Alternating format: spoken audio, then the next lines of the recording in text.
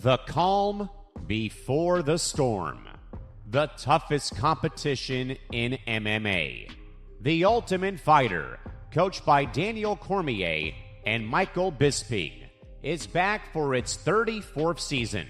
The two UFC legends, guiding 20 up-and-coming prospects across women's strawweight and men's bantamweight through a grueling competition where only one from each division can be left standing by season's end. The show that changed the sport forever, brought it to the mainstream, and produced the champions of tomorrow now enters the Paramount era. Welcome to Season 3 of TUF Enough, a special collaboration of the ETB Network alongside your hosts, Tom Albano and Zain Bando. It's time for the aftermath.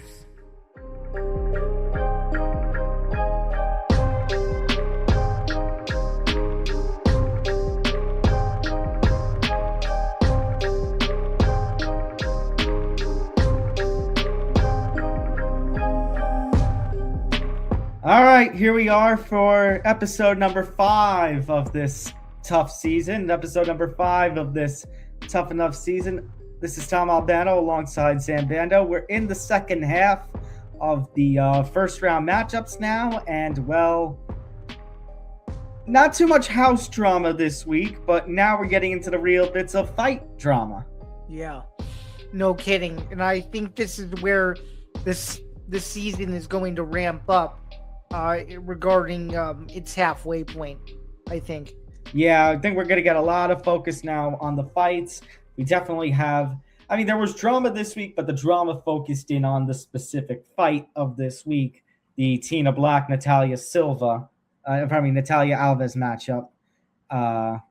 And then, of course, next week, we're going to talk about it. We'll see at the end, but next week is the going to be the fight that we've been waiting for. Yeah, and just to be fully transparent, and this is well deserved on your end, you're taking a vacation, which means I will be doing next week's episode solo for the first time in the history of this series. I don't think I've ever done a solo Tough Enough before, so this should be interesting.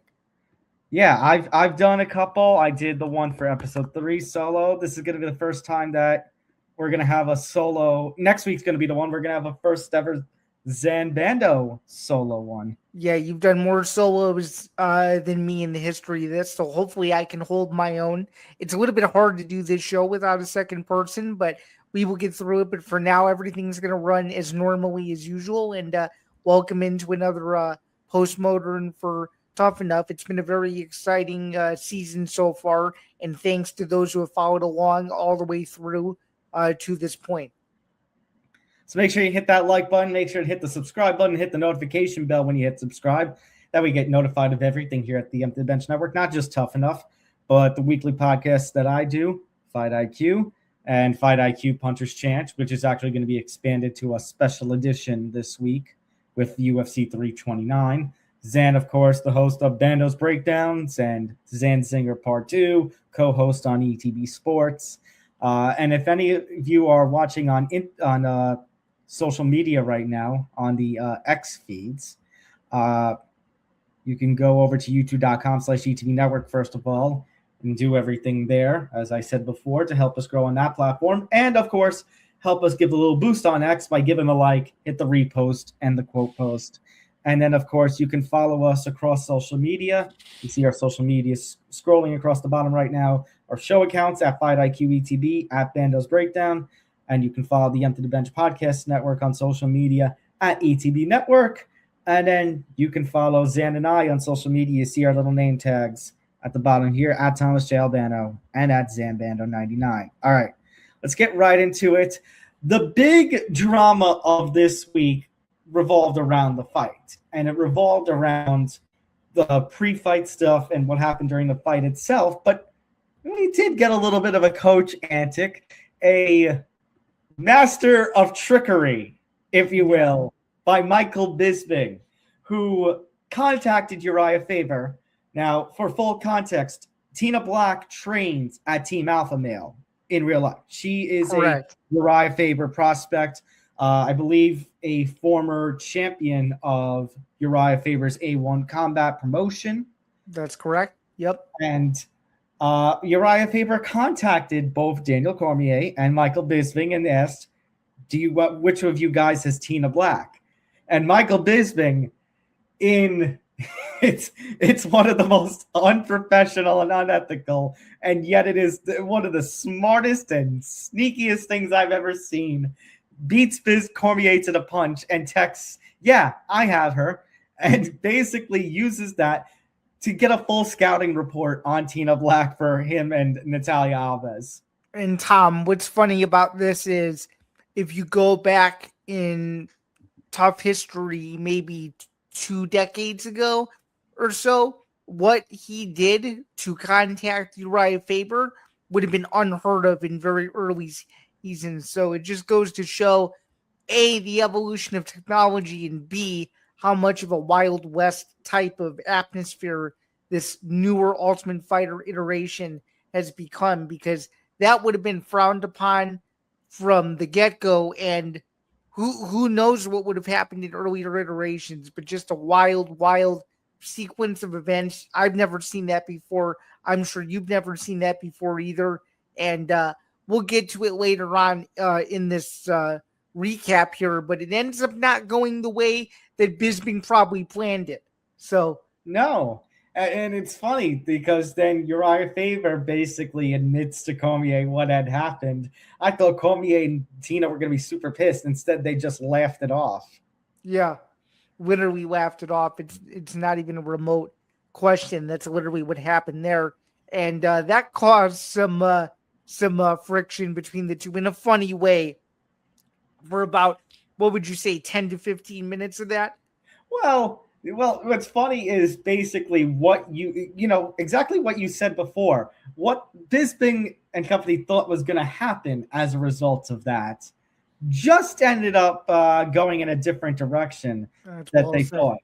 Yep. And that's because in the scouting report, I mean, this was a typical, you hate saying it when you're trying to do fight strategy in a show like Fight IQ, but, it was a very typical heading into this a striker versus grappler matchup.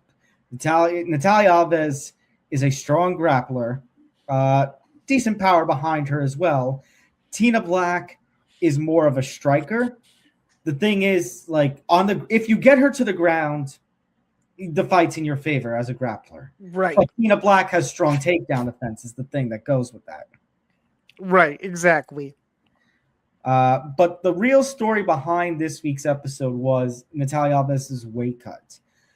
She entered weigh-in day 4 pounds overweight. She still had 4 hours to go. She's got the towels on her, the hot towels on her, trying to sweat things out. She even went in the sauna for a little bit. Bisping put the bike in the sauna. Yep. You know what this reminded me of? The very first TUF fight in history with Bobby Southworth, and how he had to lose like 20 pounds in 24 hours or something like that. Yeah, that one was crazy. And then you remember the Gabe Rudiger ice cream cake incident? Gabe really effed things up for himself. He really did that. But the reason why I mentioned that is because that was another incident where he had to keep going in and stuff like that, and his body stopped, and they're like, "We got to stop this." Mm-hmm. And he basically lost his spot. Mm-hmm. Exactly. And Alves tried as she might. She was trying. They got to a point where it was time to weigh in. Team Cormier was there, and Cormier and Bisping had to have a conversation, video call with Jeff Mullins right there, which Jeff Mullins got a whole laugh out of everything that the two of them were doing this week. Yeah, which I mean, I don't know about you, but Jeff Mullins seems like the kind of guy that's no nonsense, and to see him be humorous about it was kind of interesting. Well, I mean, he's no nonsense during the time that he has to be, but I'm sure he's dealt with Cormier and Bisping for so long that at this point, you know what I mean? Like at this point, it's a different kind of atmosphere that he's dealing with. I don't know, and tell me if you just learned this too. It's that old phrase, I was today years old when I learned this. Did you know that you needed at least one coach present to have a fighter weigh in? I didn't know. The specific rule, no, but it makes sense because you need somebody there, just in case somebody wants to challenge something from the other side. Like, do you remember season 21, the American Top Team Blackzilian season, when they thought Sabah was going to weigh in? Or that's right. Sabah Hamasi controversy, and it caused that whole thing. Yeah. Which Dana pointed out is crazy because they had to submit their names 24 hours before the weigh-in. That reminds me how crazy of a season was. That brings back some interesting memories. That's for sure. Mm-hmm. Got a hell of a season. Sabah Hamasi was on that season. Kamaru Usman was on that season. It was definitely a memorable. The two coaches, like Dan their American Top Team Blackzilians, they did not like one another too. No, they didn't. And I think, and you can correct me if I'm wrong, I think that's the only time they ever did a team versus team in terms of camps as a concept. Yeah. I wonder, could you imagine something like that in today's MMA? I was gonna throw one out at you. What if you did, I don't know, the Fighting Nerds versus Syndicate or something? That's one I was thinking. I was thinking maybe what if you did Team Alpha Male versus Elevate Fight Team, the one Fred Dillashaw is a part of? Oh, that would be interesting. If you want to go with the theme of having older retired fighters be coaches, that would have some heat on it. Right. I would think. Yeah, absolutely. Yeah, I think it was only a couple of seasons after the American Top Team one where you had McGregor and Faber there with the snake in the grass comment, right? But that foreshadowed Dillashaw leaving Team Alpha Male. Wow, I almost wish you didn't speak that into existence because now you're giving the UFC ideas for next summer. What do you mean you didn't want me to speak that into existence? We'd be doing a show based on that. I'm semi joking, but the fact of the matter is now that you and I both agree that they don't really try anymore when it comes to the coaches. Yeah. I think it makes a whole lot of sense. So that would give a little bit of fire under their belt with this show. So Natalia ends up missing weight by half a pound. She weighs in 116.5, and she took the additional hour.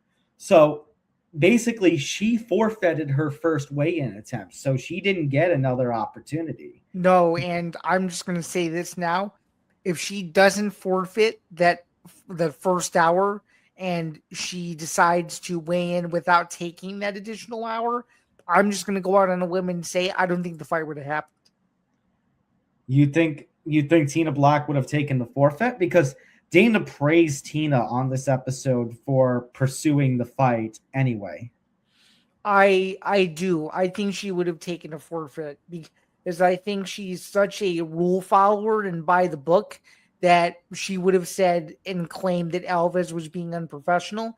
But because it was only a half a pound, she probably let it slide, in my opinion. Well, let's talk about after. So traditionally, shouldn't say traditionally. What sometimes happens with fighters when they miss weight and they've got a lot of hair on them, the commission will sometimes allow a head shaving afterward in order to try and make the weight, especially when it's something like half a pound. And Natalia Alves was very willing to get on that scale and do it again, shave her head and then go forward with it again. Now, she was willing to do it. And that led us to one of the most, if not the most bizarre weigh-in scenario I have ever seen. And even Dana White has called it. Dana White said it was probably the most bizarre thing he has ever seen happen at a weight cut. Instead of, Alves was willing to go forward with it. But Michael Bisping, her coach, stepped in and said, basically, I'm willing to not just pay $1,000. I'm willing to pay $1,000 and have my head shaved. And Tina and Daniel were like, deal. And we got to see Daniel Cormier shave Michael Bisping's head. Insanity. That and the commission and everything approved everything. We got to see one fighter. Like, they literally were going to do for one fighter what they did with Bisping instead, and that resolved the weight issue. Essentially, they counted the half pound that Michael Bisping lost for Natalia Alves. Unreal. You can't make it up. You can't make it up, and we apologize. Something like this.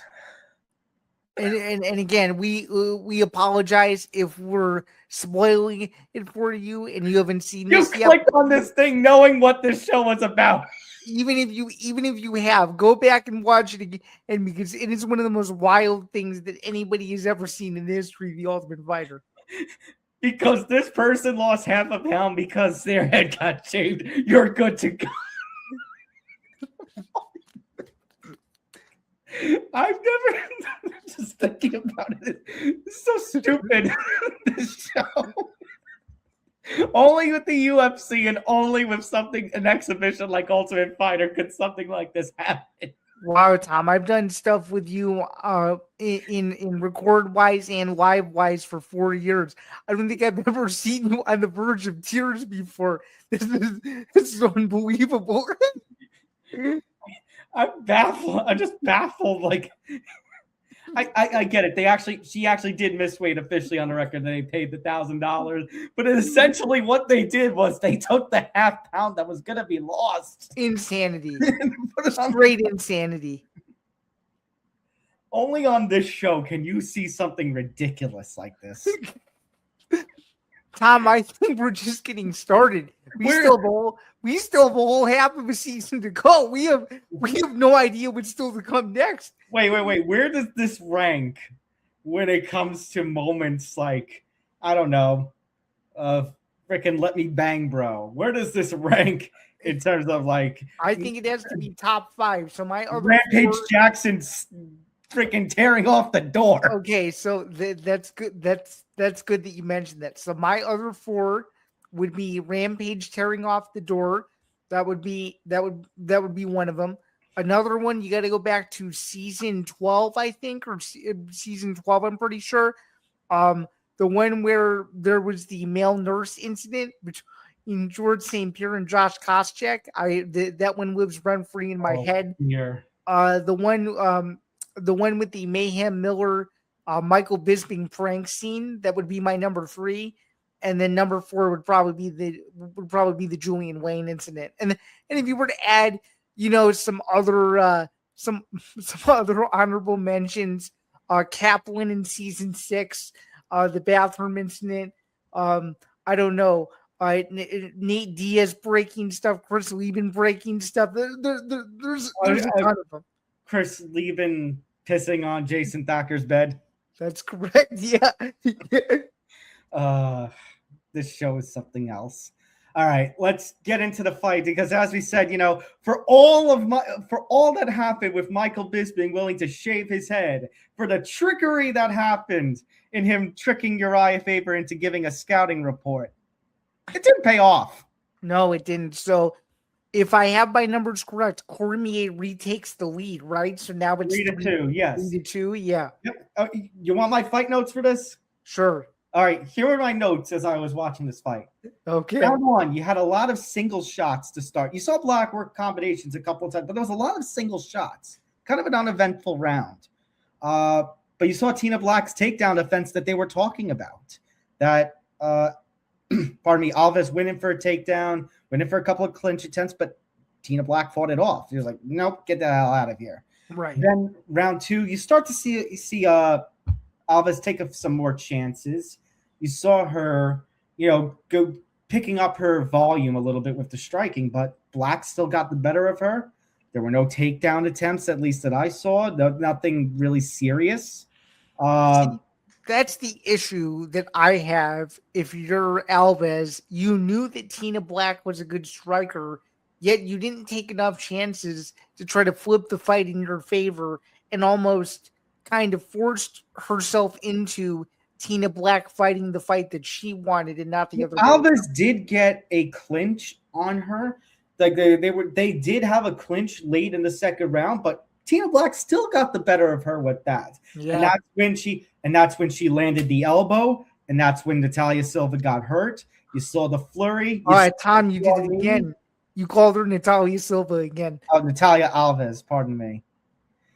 That's what Natalia Alves got hurt with the elbow by Tina Black. You saw the flurry of strikes from Tina Black, the strong knee, and Tina Black got the finish with about a minute left in the fight. Yeah. And Dana White could only say one word after it. He said sniper. Yeah. Yeah.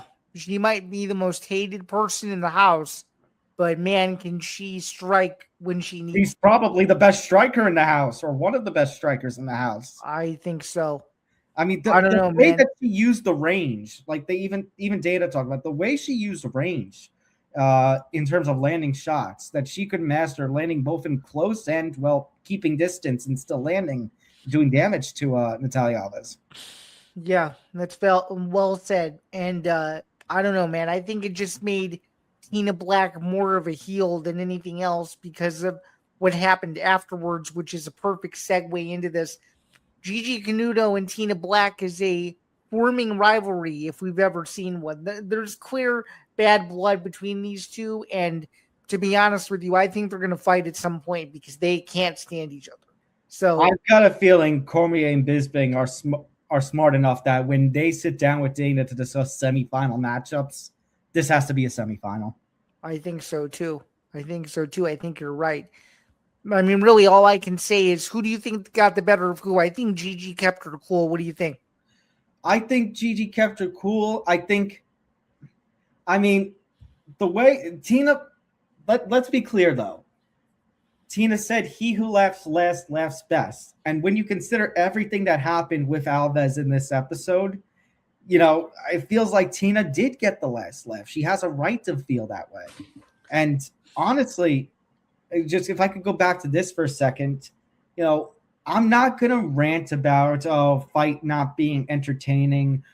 First of all, the volume of the second round was kind of fun to watch. And if anything, I put this loss for Team Bisping on Alves.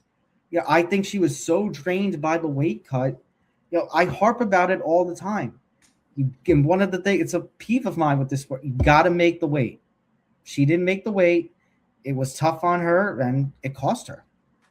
Yeah, well said. And, I think some of this other excess stuff is a little bit annoying. And I don't know.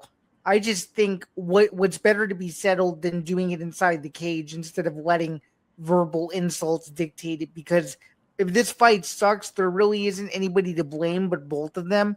So we'll see if the fight actually happens. But definitely a nice cliffhanger to what was a bit of a crazy episode.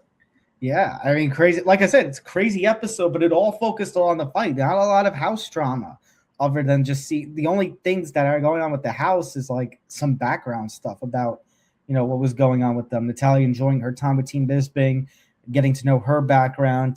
Tina making the declaration, "I'm not going back to Brazil until I get a UFC contract." Well, to be fair, Tom, she backed herself into a corner because either A, she wins the show, B, she gets called on short notice, or C, it's a little bit cruel to say this, but C, she goes through the Contender Series as a last minute on one of the weeks or something and tries to get in the UFC that way. So by her saying that, she just put a target on her back. Fair enough. But now, Zain, you want to talk about, I am jealous that next week where you're doing it solo is the fight that we've all been waiting for. Yeah. I mean, Tom, have you ever seen an Ultimate Fighter stare down as interesting as that one? This one was, they wanted to go right then and there. It's like the minute the words Cuban national wrestling team left Cormier's mouth, it's like everybody knew what was coming at that point. Yeah, and I don't know. I mean, Ulenbeck called Mora a dirty fighter. Do we think that Ulenbeck is in his head? Like, what do we What do you think? And I need your pick because you're not going to be on next week. So I'm curious to see who you have in this one. I'm not the biggest fan of what Mora did during the tryout on the initial episode, but I've got a feeling his striking is going to get the better of Ulu. I think so too. And didn't we say that Ulu took like another fight in real life anyway a couple weeks ago, right? Was that You're saying in real life like this is some animated special? I know. Well, technically I have to say in real life because these are all taped episodes anyway, so let me do a fact check on that. I got to use the desktop in front of me because my phone is DEAD dead right now. Let me go to our friend Tapology. No, he didn't. Okay, interesting. At least I don't see it. Yeah, no. The only recent articles about Ulu is how Mora basically punched him on episode 1. Yeah, that makes sense. So the storyline writes itself from episode 1. This is the first, I guess, cliffhanger, climax, whatever you want to call it, of the season. And a big turning point because if Cormier wins, he has a 2-fight lead. If Bisping wins, it's all tied up. So I think it's all very, very fluid at the moment. But if I were to pick, I'd say I'm almost positive that Mora should be able to win. But I think it's going to be whoever contains their composure the best is going to come out on top. I will make a prediction and say this, but I don't think this fight goes the distance. I think there's a finishing. I'm not going to go that far just because I've got a feeling if there's one fight that can be a 3-round war, it's going to be this one. Valid. Okay. Fair enough. And you know, like I said last week, for the sake of the season and its fight entertainment quality, I want to see a 3-round war between these two. Yeah, I think so too. All right.